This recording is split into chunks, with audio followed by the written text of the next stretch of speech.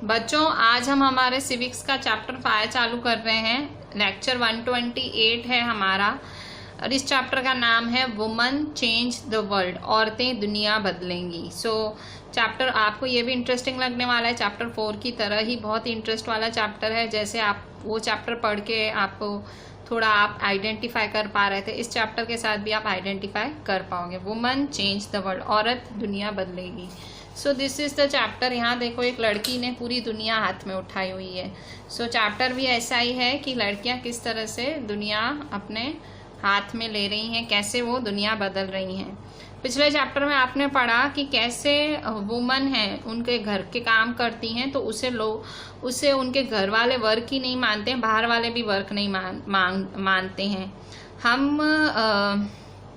ये भी हमको पता है कि घर की देखभाल करना और घर पे बच्चों की देखभाल करना, फैमिली मेम्बर्स की देखभाल करना एक फुल टाइम जॉब है। ये जॉब कभी ख़त्म ही नहीं होता है और इसके कुछ फिक्स घंटे भी नहीं होते हैं।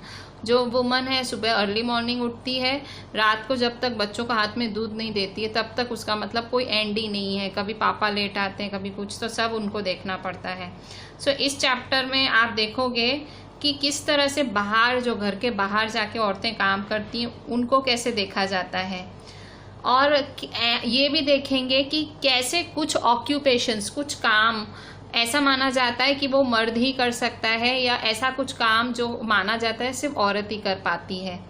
हम ये भी देखेंगे कि किस तरह से वुमन स्ट्रगल करती है इक्वालिटी के लिए, कैसे वुमन आज भी स्ट्रगल कर रही है कि उसको सब इक्वल देखें बॉयज़ की तरह।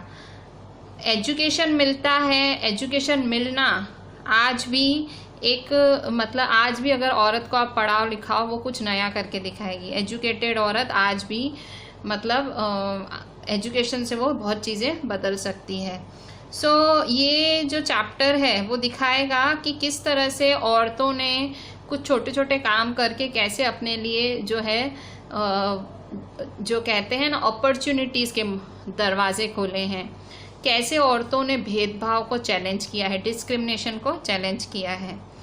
यहाँ ये चैप्टर 5 है, chapter 5 woman change the world. ये आपके सिविक्स का चैप्टर 5 है और हम अभी पेज नंबर 57 पे आते हैं। 57 है पेज नंबर। अभी यहाँ पे एक एक्टिविटी दी गई है। यहाँ 30 रोसी मैडम है। रोसी मैडम ने अपने क्लास के 30 बच्चों को बोला है कि मैं आपको नाम बोलती हूँ और आप बताओ उसमें मैन काम करते हैं कि मेल काम करते हैं कि फीमेल, मेल आदमी काम करते हैं कि फीमेल औरतें। तो जब टीचर बोला, रोजी मैडम ने टीचर बोला कि टीचर्स कौन कौन हो सकती हैं, तो जो 5 बच्चों ने बोला कि एक मेल टीचर हो सकता है, मतलब एक आदमी टीचर हो सकता है। 25 बच्चों ने बोला कि फीमेल टीचर हो सकती है। मतलब 30 में से 25 बच्चे ऐसे सोचते हैं कि एक औरत ही टीचर हो सकती है और 30 में से 5 बच्चे ऐसे सोचते हैं कि एक मर्द ही टीचर हो सकता है। मतलब हमारा समाज क्या सोचता है कि टीचिंग करना सिर्फ औरतों का काम है, ये फीमेल वर्क है। फिर फार्मर, जब टीचर ने कहा फार्मिंग कौन कर सकता है, तो 30 में से 30 बच्चों ने 30 बच्चों ने मेल लिखा कि एक मर्द ही फार्मर हो सकता है। 0 औरत के लिए उन्होंने 0 लिखा कि कोई औरत फार्मिंग कर ही नहीं सकती। फिर फैक्ट्री वर्कर, फिर पूछा गया कि फैक्ट्री में वर्कर वो औरत होते हैं कि मर्द, तो 30 में से 25 बच्चों ने बोला कि मर्द होते हैं और 5 बच्चों ने सिर्फ फीमेल बोला, मतलब औरतें फैक्ट्री का काम नहीं कर सकती। फिर जब टीचर ने नर्स का नाम लिया, ठीक है, 30 के 30 बच्चों ने फीमेल 30 बोल दिया कि भाई फीमेल नर्स तो सिर्फ फीमेल ही हो सकती है, मर्द नहीं हो सकता। फिर जब टीचर ने साइंटिस्ट बोला कि साइंटिस्ट कौन हो सकता है, मेल की फीमेल, 25 बच्चों ने बोला एक मेल साइंटिस्ट बन सकता है, सिर्फ 5 बच्चों ने बोला फीमेल साइंटिस्ट बन सकती है।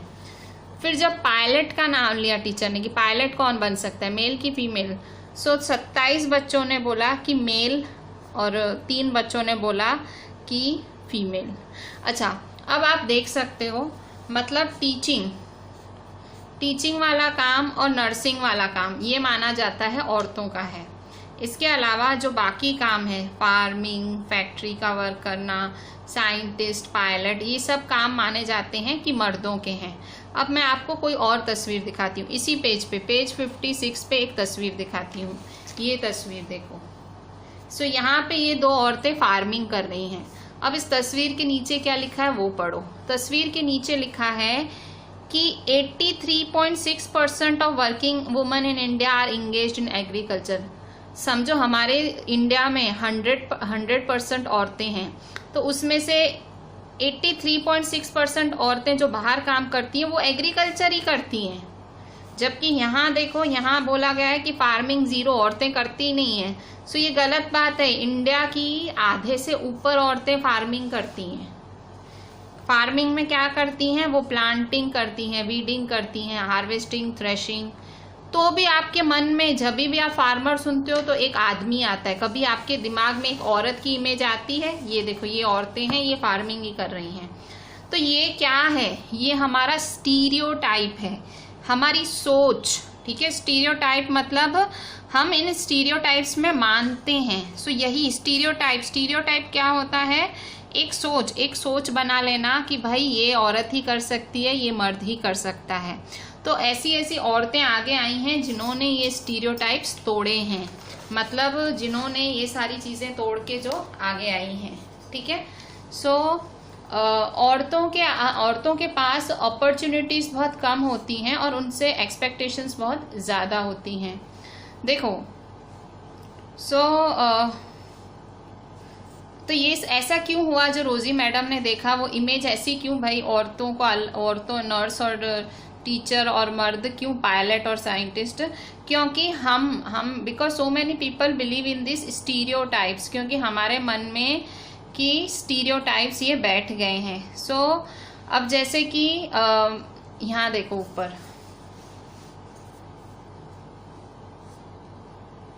तो देखो ऐसे माना जाता है कि many people believe that women make better nurses because they are more patient and gentle. ऐसा क्यों माना जाता है कि औरतें अच्छी नर्स बन सकती हैं?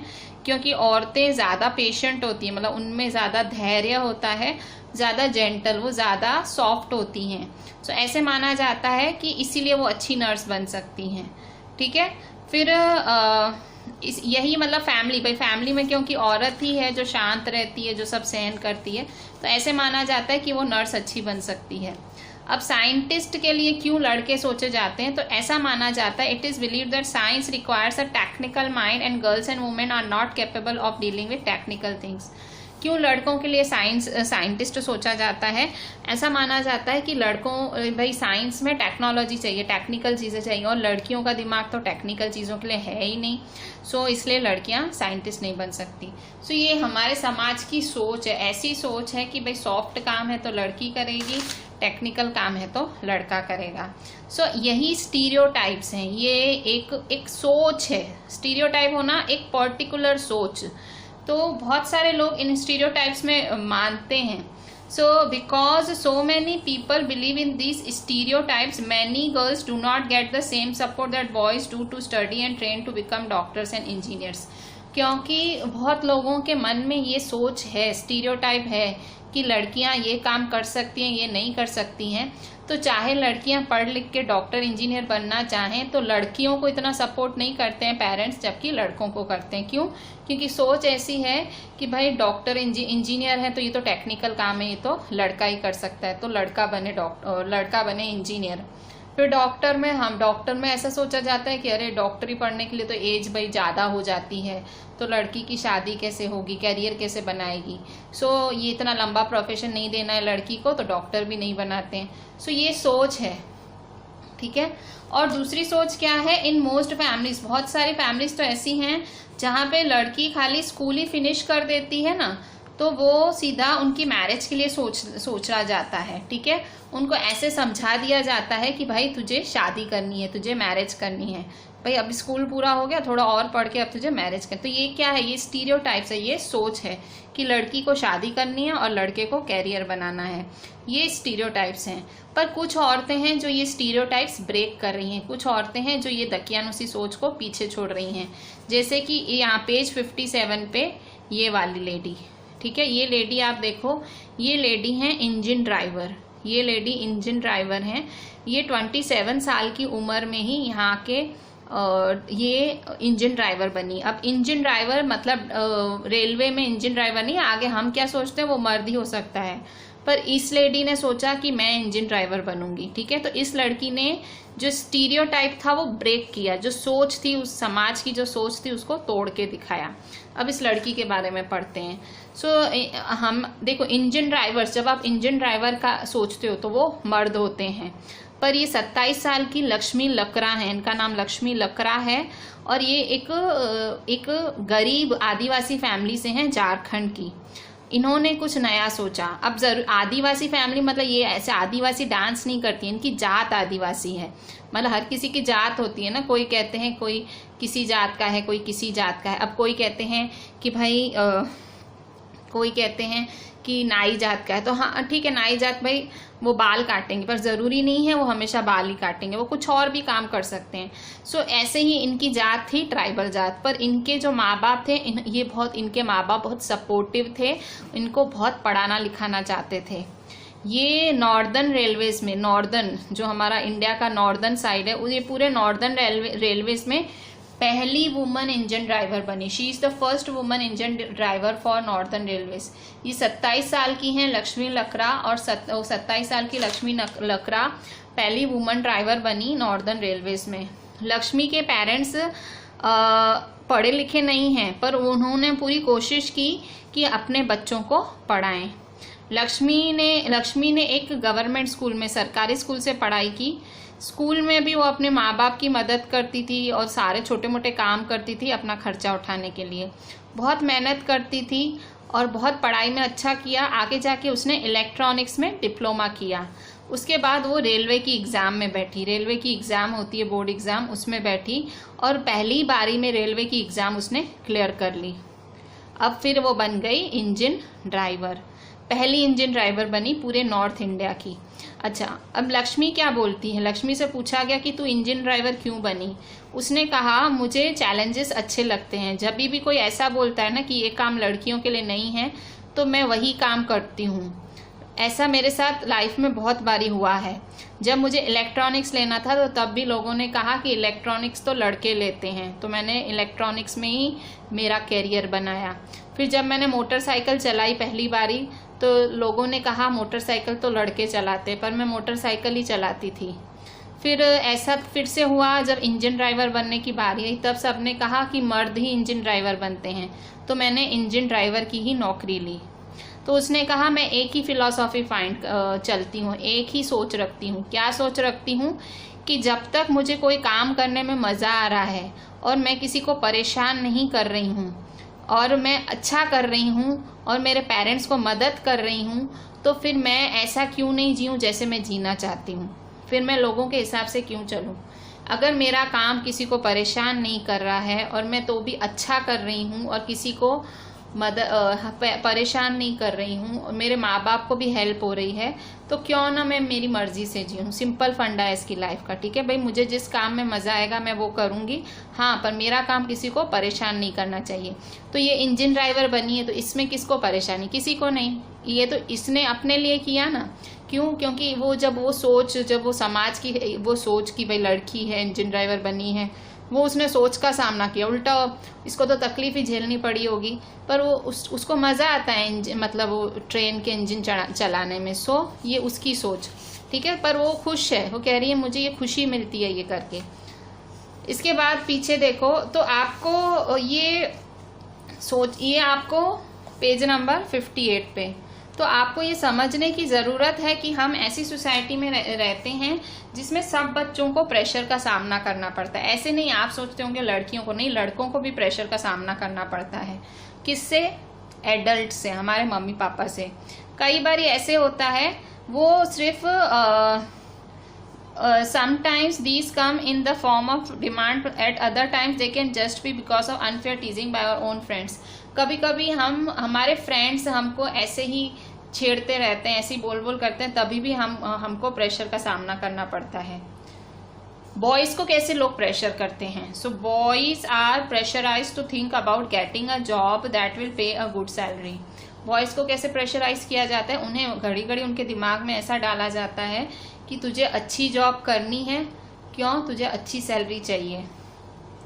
उनको ऐसे भी करके छेड़ा जाता है, ऐसे भी करके बुली किया जाता है कि अगर they are also teach and bullied if they do not behave like other boys, अगर वो दूसरे लड़कों के जैसे नहीं चलते हैं तो भी उन्हें छेड़ा जाता है। मतलब लड़कों को भी परेशान करती है या समाज, मतलब एक मतलब समाज की सोच है।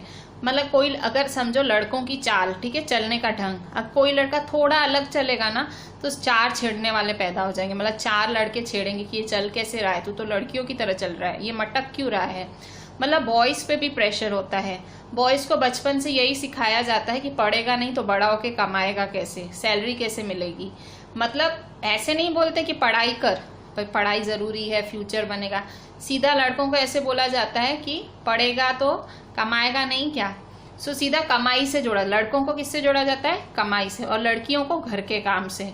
सो ये बचपन से ही ये बोल बोल सुन के बड़े होते हैं बच्चे। सो यहाँ पे भी एक छोटा सा नाटक जैसा है, पेज 58 पे एक जेवियर नाम का लड़का है। जेवियर नाम का लड़का है, उसके 10th के रिजल्ट्स आए हैं बोर्ड एग्जाम के। उसके मैथ्स और साइंस में मार्क्स अच्छे नहीं हैं, पर उसके इंग्लिश और एसएस में मार्क्स बहुत अच्छे हैं। सो उसके मैथ्स और साइंस के वो बहुत खुश है, पर लड़का बहुत खुश है, ये जेवियर है, बहुत खुश है अपनी रिजल्ट देख के, क्योंकि उसके इंग्लिश एसएस में मार्क्स अच्छे हैं। तो उसके जब मार्क्स देखते हैं तो उसकी मम्मी चिल्लाती है कि ये क्या मार्क्स लाया है। तो उसने कहा मम्मी चलेगा, पर आप देखो ना मैंने इंग्लिश एसएस में कितने अच्छे मार्क्स लाए हैं। तो बोले मम्मी वैसे भी मुझे एसएस में हिस्ट्री में इंटरेस्ट है, मैं मुझे हिस्ट्री पढ़नी है आगे जाके। तो तुरंत उसके फादर बोलते हैं कि तू पागल हो गया, तू हिस्ट्री पढ़ेगा, हिस्ट्री में तो कोई स्कोप ही नहीं है, लाइन लेगा तो तू क्या बनेगा, मैथ्स ले या साइंस ले, ऐसा कर तू मैथ्स ही लेना, और मैथ्स में तू जब मैथ्स पढ़ेगा ना तो तेरे को बहुत सारी अपॉर्चुनिटीज़ मिलेंगी, तुझे मैथ्स ही पढ़ना है। अब ये मतलब ज़बरदस्ती पेरेंट्स ने सोच थोपी। देखो सब्जेक्ट्स तो सारे अच्छे ही होते हैं, इंपॉर्टेंट होते हैं, मैथ्स भी अच्छा, साइंस भी अच्छा, इंग्लिश एसएस, हर सब्जेक्ट का इंपॉर्टेंस होता है। क्या आपके स्कूल में सारे सब्जेक्ट्स के टीचर्स नहीं हैं? पर क्यों इस लड़के को क्यों बोला कि नहीं भाई तू मैथ्स ही ले, नहीं तू हिस्ट्री मत ले, जबकि उसको हिस्ट्री में इंटरेस्ट था। मना कर दिया पेरेंट्स ने और ज़बरदस्ती मैथ्स लिवाई। अब शायद वो मैथ्स कर पाए ना कर पाए, फेल हो, पर लेनी तो मैथ्स ही है। सो ये एक स्टीरियोटाइप है। मतलब कई बार पेरेंट्स भी बच्चों पे थोप देते हैं। भले पेरेंट्स भले में होते हैं, पर पहले तो बच्चे की अपनी फीलिंग्स होती हैं कि उसे किस में इंटरेस्ट है। जिस भी फील्ड में इंटरेस्ट हो, अगर वो फील्ड में जाते हैं तो उस फील्ड में हम ज़रूर आगे बढ़ेंगे। और जिस फील्ड में इंटरेस्ट नहीं हो और अपने फ्रेंड्स, फैमिली, पेरेंट्स के कहने पे हम उस फील्ड में चले जाते हैं तो हमें कुछ भी हासिल नहीं होता, मतलब हम इतने सक्सेसफुल नहीं हो पाते। Page number 59। अभी देखो स्कूल जाना, अब ये चीज़ तो आपने अभी page 59 learning for change, school जाना एक बहुत ही इम्पॉर्टेंट हिस्सा है हमारी लाइफ का। आप 6 महीने से कोविड-19 के नाम पे घर पे बैठे हो, आपसे ज़्यादा तो ये कोई बेटर ये नहीं जान पाएगा कि स्कूल जाना कितना इम्पॉर्टेंट है, आपकी लाइफ का कितना इम्पॉर्टेंट पार्ट है गोइंग टू स्कूल। सो देखो पहली लाइन वही लिखी हुई है, going to school is an extremely important part of your life. School जाना एक बहुत ही बड़ा और ज़रूरी हिस्सा है। सो हर साल बहुत बच्चे स्कूल में दाखिला लेते हैं, तो हम सोचते हैं कि ये चिल्ड्रन के लिए नॉर्मल है स्कूल जाना, पर मतलब पहले पर ये बड़ी बात लगती थी, ठीक है, पहले। आजकल ये आम बात है, आजकल मतलब लड़का 2.5-3 साल का होगा तो पेरेंट्स सोचने लगते हैं, पर पहले बड़ी बात होती थी, ठीक है। और कुछ कम्युनिटीज़ में पढ़ाई को इतना महत्व नहीं देते थे, कुछ कम्युनिटीज़ में तो लड़कों की पढ़ाई को महत्व देते थे, लड़कियों की पढ़ाई को महत्व नहीं देते थे, ठीक है। जैसे कि कुछ फैमिलीज़ हैं, कुछ families even in families where skills like pottery, weaving and craft were taught, the contribution of daughters was only seen as supportive. So मतलब औरतों को पढ़ने में बहुत अग्रसर नहीं किया जाता था। For girls the situation in communities that taught sons to read and write, daughters on to learn the alphabet. कई ऐसी जातियां भी होती थी in communities that taught sons to read and write, लड़कों को पढ़ाया लिखाया जाता था और लड़कियों को शब्द भी नहीं पढ़ाया जाता था। और ऐसी फैमिलीज भी थी जैसे कि पॉटरी, वीविंग, क्राफ्ट ये सब सिखाया जाता था लड़कियों को, ठीक है। सो औरतों को क्या कराया जाता था, औरतों को बोलते थे भाई मिट्टी इकट्ठी करके आओ, पॉट्स बनाओ और व्हील पे बैठो, पर मतलब इतना काम कराने के बाद भी उनको पॉटर्स नहीं बोलते थे। मतलब और औरतें सब काम करती हैं, खाली लेबल नहीं लगता है काम का। सो 19th सेंचुरी में नई नई सोच आई। अब 19th सेंचुरी मतलब 1901 से सोच बदली। Then in the 19th century many new ideas about education learning emerge. अब एजुकेशन और लर्निंग का महत्व बढ़ा। स्कूल सब कॉमन हो गए, मतलब स्कूल जाना आम बात हो गई। ठीक है, schools became more common and communities that had never learned reading and writing sent their children to school। अब हर कोई स्कूल भेजने लगा। ठीक है, पर अभी भी यही सोच थी कि लड़कियों को क्यों पढ़ाना है, but there was opposition of educating girls. पर तो भी बहुत सारी औरतों ने, बहुत सारे मर्दों ने कोशिशें की कि औरतों के लिए भी स्कूल खोलें। सो औरतों को बहुत स्ट्रगल करना पड़ा पढ़ने लिखने। पहले तो पढ़ने लिखने को ही एक बड़ी बात माना जाता था, फिर धीरे धीरे समझ आई कि नहीं, पढ़ाई लिखाई ज़रूरी है, तो लड़कों को भेजा जाने लगा स्कूल। पर अभी भी लड़कियों को नहीं भेजते थे। ठीक है, सो धीरे धीरे बहुत सारी औरतों ने, मर्दों ने कोशिशें की और फिर स्कूल भेजा जाने लगा। ठीक है, सो यहाँ देखो साइड में रामाबाई, ये एक रामाबाई हैं। ठीक है, सो रामाबाई 1850 यहाँ रामाबाई किसके साथ बैठी हैं? अपनी बेटी के साथ। सो इन्होंने मतलब औरतों को एजुकेट करने में बहुत योगदान दिया। वो खुद कभी स्कूल नहीं गई, पर वो लिखना और पढ़ना सीखी किससे? अपने माँ बाप से। और उनको टाइटल दिया गया पंडिता का। ठीक है, रामाबाई को किसका टाइटल दिया गया? Ramabai was given the title Pandita. उनको पंडित का टाइटल दिया गया क्योंकि वो रीड एंड राइट संस्कृत, वो संस्कृत पढ़ और लिख सकती थी। ठीक है, फिर वो उसने एक पुणे में एक काम करना चालू किया। She went on to set up a mission in Khedgaon near Pune in 1898। 1898 में पुणे में खेड़गांव जगह पे उसने एक मिशन चालू किया। क्या मिशन था? Where widows and poor woman were encourage not only to become literate but to be independent. वहाँ उसने वहाँ की विधवाओं और गरीब औरतों को पढ़ाई करने के लिए प्रोत्साहित किया और उन्हें अलग अलग चीज़ें सिखाई भाई, जैसे कारपेंट्री हुई, प्रिंटिंग हुई। ठीक है, मतलब वो आज भी कारपेंट्री प्रिंटिंग तो आज भी लड़कियों को नहीं सिखाई जाती है। रामाबाई ने उस टाइम लड़कियों को सिखाने की पहल की। ठीक है, so the printing press can be seen in the picture on the top left corner. Ramabai's mission is still active today. So ये देखो, ये यही प्रिंटिंग प्रेस है, ये रामाबाई ने सेट की थी और आज भी ये प्रिंटिंग प्रेस चलती है। ठीक है, रामाबाई तो नहीं है दुनिया में, पर ये प्रिंटिंग प्रेस, तो इसने औरतों के लिए प्रिंटिंग प्रेस सेट की थी कि लड़कियां प्रिंटिंग सीखें, कारपेंट्री का काम सीखें, पढ़ें लिखें। ठीक है, इंडिपेंडेंट बने। ठीक है, इंडिपेंडेंट मतलब अपने खुद स्वनिर्भर बने, कमाएं खुद खाएं। ठीक है, सो इस तरह से ये रामाबाई ने औरतों के लिए काम किया। ऐसी मतलब ऐसी औरतें आगे आई ना, तो इन औरतों ने जो है मतलब लेडीज के लिए नए दरवाजे खोले। अभी हम एक और लेडी के बारे में पढ़ते हैं, पेज नंबर 60 पे। रशुंद्री देवी। रशुंद्री देवी कहाँ पे उनका जन्म हुआ था? रशुंद्री देवी का वेस्ट बंगाल में जन्म हुआ था कुछ 200 साल पहले। 60 साल की एज में उन्होंने अपनी ऑटोबायोग्राफी लिखी बांग्ला में, बांग्ला भाषा में। 60 साल की उम्र में उन्होंने अपने बारे में किताब लिखी और उस किताब का नाम था अमर ज़ुबान।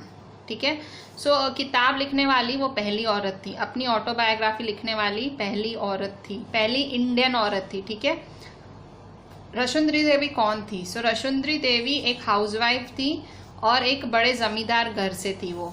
तो उस टाइम पे ये माना जाता था कि अगर औरतों को पढ़ना लिखना आ जाएगा ना, तो वो कम नसीब लाएगी, वो उसके पति के जीवन में कम नसीब लाएगी और वो विधवा भी हो सकती है, पति मर सकता है। अगर औरत पढ़ लिख लेगी तो पति मर भी सकता है। पर इसके बावजूद भी, ऐसी घटिया सोच के बावजूद, उस टाइम समाज की ऐसी घटिया सोच थी, तो भले ऐसी गंदी सोच थी समाज की, तो भी उसने अपने आप को पढ़ाया। Despite this she taught herself how to read and write. तो भी वो छिप छिप के पढ़ा लिखा करती थी, क्योंकि कोई खुले में पढ़ती, कोई पढ़ने ही नहीं देता। सो मैरिज के बाद वो छिप छिप के पढ़ती थी। कैसे पढ़ती थी? क्योंकि छिपके पढ़ती थी तो कैसे पढ़ती थी? तो देखो, कहती है मैं अर्ली मॉर्निंग उठ जाती थी, मतलब 4 साढ़े 4 बजे उठ जाती थी और मैं आधी रात तक जागती थी। मैं बिल्कुल रेस्ट भी नहीं लेती थी बीच में। और मैं सिर्फ 14 साल की थी उस टाइम, जब उसकी शादी हुई तो 14 साल की थी। और पर मुझे पढ़ने का बहुत शौक था, ठीक है। मैं अलग अलग रिलीजियस मैन्यूस्क्रिप्ट्स, मतलब रिलीजन से जुड़ी हुई चीज़ें पढ़ती थी। सो बोले मेरा नसीब खराब था कि उस टाइम औरतों को पढ़ाने नहीं देते थे। तो बोले कि मैं मेरे थॉट्स लिखा करती थी, ठीक है। बोले मुझे एक चैतन्य भागवत की नॉवल पढ़ने की इच्छा थी। चैतन्य भागवत एक संत के ऊपर नॉवल थी। बोले मुझे वो पढ़नी थी, पर मुझे पढ़ना ही नहीं आता था। तो मैं छिप छिप के मेरे पति के बुक के, मेरे बच्चे के बुक के पेजेस फाड़ फाड़ के मैं रीड करने की कोशिश करती थी, और छिप छिप के मैं रीड करती थी। और कभी मैं मेरे बच्चे को या मेरे पति को पढ़ते देखती थी तो मैं देखती थी वो कैसे पढ़ाई कर रहे हैं। तो ऐसे करके बोले मुझे बहुत लंबा टाइम लग गया पढ़ने में, क्योंकि खुद से पढ़ना सीखी, कोई पढ़ाने वाला नहीं था। खुद से पन्ने फाड़ फाड़ के खुद समझती थी मीनिंग, खुद अल्फ़ाबेट्स। तो बोले फिर आखिर में इतनी मेहनत के बाद मैंने चैतन्य भागवत नॉवल पढ़ी। उसकी इच्छा थी कि मैं नॉवल खुद पढूं, और आगे जाके तो उसने ऑटोबायोग्राफी भी लिख दी, ठीक है। मतलब बोले ये छिपके पढ़ने में, बोले एक तो औरत थी तो सारे घर का काम A to Z मुझे करना पड़ता था, मर्द कुछ नहीं कराते थे। और इसके अलावा बोले छिप छिप के पढ़ना, बोले वो भी तो बोले मैं कई बारी तो बैठ नहीं पाती थी, खा नहीं पा, मतलब मुझे टाइम ही नहीं मिलता था। मतलब खुद पढ़ना सीखी। फिर एक और औरत थी रुकैया शेखावत हुसैन। रुकैया शेखावत हुसैन, पेज नंबर 60 पे हैं ये देखो, ये है रुकैया शेखावत हुसैन। अब इनका क्या काम था, तो ये भी एक बड़ी रिच फैमिली में पैदा हुई थी। रुकैया शेखावत हुसैन एक रिच फैमिली में पैदा हुई थी, और इनकी फैमिली के पास ज़मीनें बहुत थी। सो उन्हें उर्दू लिखनी आती थी, पर उन्हें बांग्ला और इंग्लिश नहीं सीखने दिया गया, क्योंकि मुसलमान थी तो इन्हें उर्दू सिखाई गई। Rokeya Sakhawat Hossain was born into a rich family, तो उनको उर्दू लिखनी आती थी, पर उनको बांग्ला और इंग्लिश नहीं सीखने दिया गया। सो इंग्लिश ऐसी लैंग्वेज मानी जाती थी कि औरतों को बिगाड़ेंगी, मतलब औरत बिगड़ जाएगी इंग्लिश पढ़ेगी, ऐसे सोच, मतलब ये सोचें थी उस टाइम, ये ऐसी ऐसी घटिया सोच थी समाज में। सो इंग्लिश किसे सिखाई जाती थी, बॉयज़ को, ठीक है। It was mostly boys who were taught English, औरतों को नहीं मर्दों को ही इंग्लिश सिखाते थे।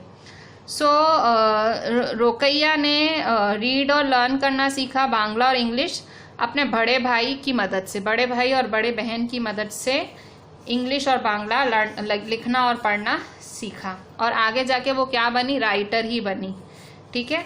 सो उन्होंने एक स्टोरी लिखी जिसमें उन्होंने she wrote a remarkable story title Sultana dream in 1905 to practice her when she was merely 25 years old. 25 साल की उम्र में उन्होंने इंग्लिश में सुल्ताना ड्रीम करके किताब लिखी। उसमें उन्होंने क्या लिखा, सुल्ताना ड्रीम में, इस किताब में लिखा कि एक स्टोरी लिखी जिसमें एक औरत थी जिसका नाम सुल्ताना था, और वो एक प्लेस में एक जगह में पहुंचती है जिसका नाम है लेडी लैंड। तो लेडी लैंड ऐसी जगह है जहाँ पे औरत को पढ़ने लिखने दिया जाता है, ठीक है। सो लेडी लैंड में औरतों को और मर्दों को मतलब मर्द बैठे होते हैं और औरतें काम करती हैं। सो सुल्ताना लेडी लैंड में सारा अपनी बहन सारा के साथ घूमती है कि फिर वो जगती है तो उसे पता लगता है वो तो सपना देख रही है, ठीक है। सो मतलब उस स्टोरी में ऐसे लिखा था कि सुल्ताना प्लेन उड़ाएगी, सुल्ताना कार उड़ाएगी, ठीक है। मतलब ये इसकी सारी इमेजिनेशन थी स्टोरी की। सो उस टाइम मतलब कौन सा साल था, 1905 में, 1905, आज तो 2020 चल रहा है, उस टाइम उसने इमेजिन किया था कि औरतें प्लेन चलाएंगी, कार चलाएंगी, वो उस टाइम उसने अपनी स्टोरी में लिखा था। सो इस तरह से रुकैया की सोच बदली, मतलब रुकैया की सोच इतनी महान कैसे हुई, पढ़ लिख के, ठीक है। वो पढ़ती रही, लिखती रही, और बाकी लड़कियों को भी उसने बाकी लड़कियों के लिए तो स्कूल खोला, ठीक है। सो इन 1910 she started a school for girls in Kolkata, और आज तक ये कोलकाता का स्कूल चलता है, ठीक है। सो इस तरह से रुकैया शेखावत हुसैन ने भी लड़कियों के लिए काम किया। अब आगे आते हैं पेज 61 पे। अब देखो ये अभी तो आपने देखो रसुंदरी देवी के बारे में पढ़ा, आपने रुकैया शेखावत के बारे में, ये तो अमीर घर की औरतें थी तो इनको इतनी मुश्किल हुई पढ़ने में। तो आप सोचो गरीब घर की लड़कियों की तो क्या हालत होती होगी। ये तो क्या अमीर फैमिलीज की थी तो पढ़ पाई, तो बाकी जो गरीब तो उनका तो सोचो अब क्या हाल होता होगा।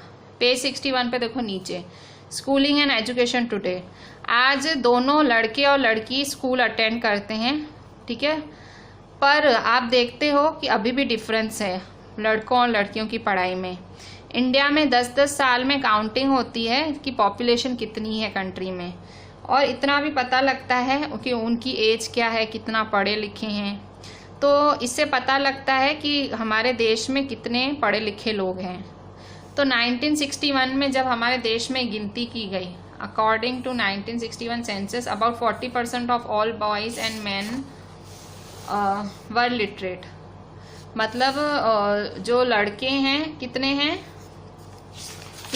लड़के पढ़े लिखे हैं, 40%, और लड़कियां सिर्फ 15% पढ़ी लिखी हैं, ठीक है। सो ये तब पाया गया था, ठीक है। अब 2011 में फिर से सर्वे किया गया इन द मोस्ट, फिर से पूछा गया लड़के, तो लड़के 82% पढ़े लिखे हैं और 65% लड़कियां, मतलब अभी भी लड़कियां लड़कों के मुकाबले में कम पढ़ती मतलब स्कूल नहीं जा पाती वैसा। सो इस तरह से मतलब अभी भी लड़के और लड़कियों में भेदभाव रखा जाता है, पढ़ाई लिखाई लड़कियों को अभी भी नहीं कराई जाती है, ठीक है। सो इवन जो SC ST की, जो कम जात की लड़कियां होती हैं, जो लोअर कास्ट की लड़कियां होती हैं SC ST की, the SC and ST girls leave school at a rate that is higher than the category all girls। मतलब जो जब जनरल कैटेगरी की लड़कियां SC ST की लड़कियां पढ़ाई जाती हैं तो SC ST की लड़कियां तो स्कूल ही बीच में छोड़ देती हैं। मतलब जो गर्ल्स जो दलित और आदिवासी जातियों की होती हैं उन्हें स्कूल में कम भेजा जाता है।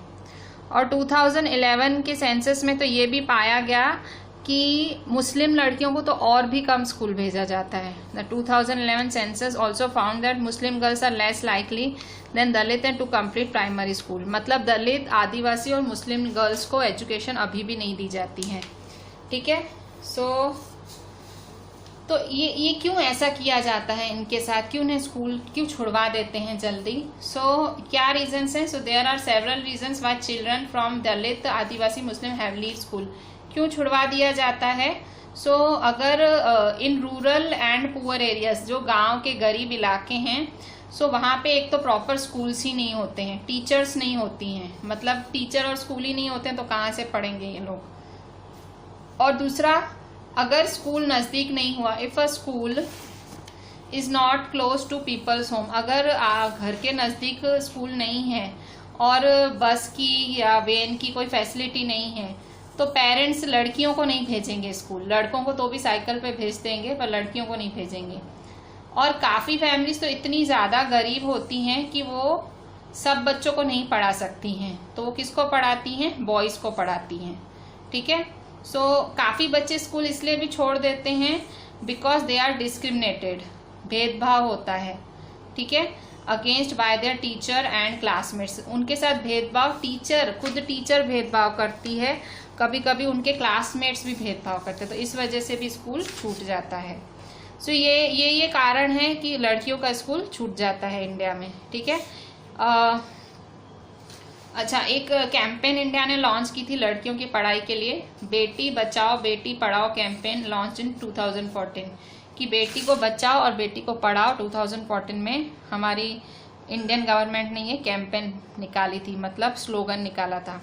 अब पेज नंबर 63 पे अब क्या किया गया, वुमेन्स मूवमेंट, मतलब औरतों ने क्या किया, आंदोलन किया।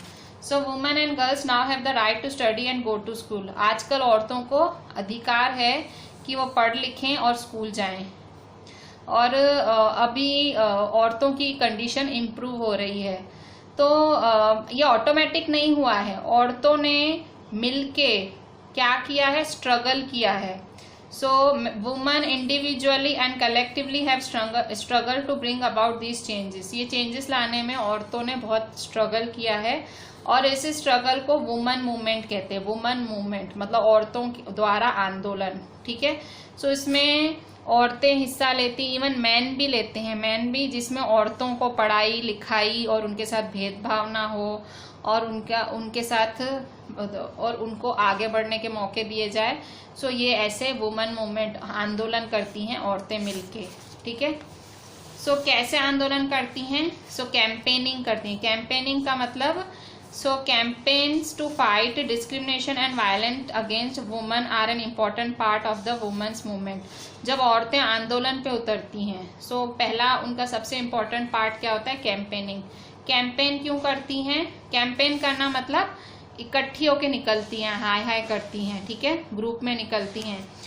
इस कैंपेन में ये क्यों करती हैं कैंपेन? डिस्क्रिमिनेशन को फाइट करने के लिए, भेदभाव को फाइट करने के लिए, और औरतों पे जो अत्याचार, वायलेंस होता है, डिस्क्रिमिनेशन मतलब भेदभाव, वायलेंस मतलब अत्याचार। औरतों के साथ जो भेदभाव और अत्याचार होता है वो उसको फाइट करने के लिए वुमन मूवमेंट मतलब कैंपेन करती हैं वुमेन्स। और नए नए लॉज भी पास कराती हैं, इसकी वजह से नए नए कानून भी बने हैं। A law was made in 2000 to give woman who face physical and mental violence within their home. मतलब एक नया, इसी कारण एक लॉ भी बना था, औरतों के मूवमेंट की वजह से एक लॉ बना था कि 2006 में एक लॉ बना था जिसमें औरतों को डोमेस्टिक वायलेंस के खिलाफ आवाज़ उठानी थी। डोमेस्टिक वायलेंस मतलब घरेलू हिंसा। अगर किसी औरत को, किसी लड़की को, किसी बहन को, किसी बीवी को, किसी औरत को, किसी माँ को घर पे परेशान किया जाता है किसी मर्द द्वारा, ठीक है, आदमी द्वारा किसी भी तरह से मारा जाता है, पीटा जाता है, गाली दी जाती है, कुछ भी, तो वो क्या होता है? Domestic violence. डोमेस्टिक मतलब घर के अंदर, वायलेंस मतलब अत्याचार, गाली देना भी अत्याचार है औरत पे। तो ये जो औरतों ने मूवमेंट निकाली, कैंपेन की ना, तो सरकार को उन्होंने कानून बनवाया।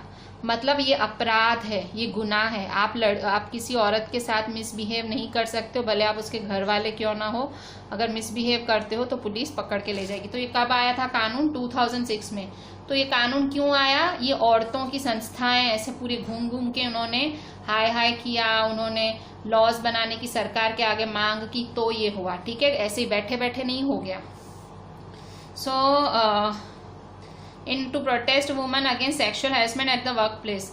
और इन्हीं औरतों ने ये जो आंदोलन किया, तो ये efforts made by the women led the Supreme Court to formulate guidelines in 1997 to protest women against sexual harassment at the workplace and within 1997 में इन्हीं औरतों के आंदोलन की वजह से जो है सुप्रीम कोर्ट ने फैसला जाहिर किया कि औरतों के साथ आप बदतमीजी नहीं कर सकते हो। औरत अगर कमाने के लिए घर से बाहर निकलती है, तो चाहे वो पढ़ने लिखने निकल रही है, चाहे वो जॉब करने के लिए निकल रही है, कोई उसके साथ बदतमीजी नहीं कर सकता। अगर कोई बदतमीजी करता है तो 1997 की सेक्सुअल हैरेसमेंट एक्ट के तहत उस आदमी को सजा हो सकती है, ठीक है।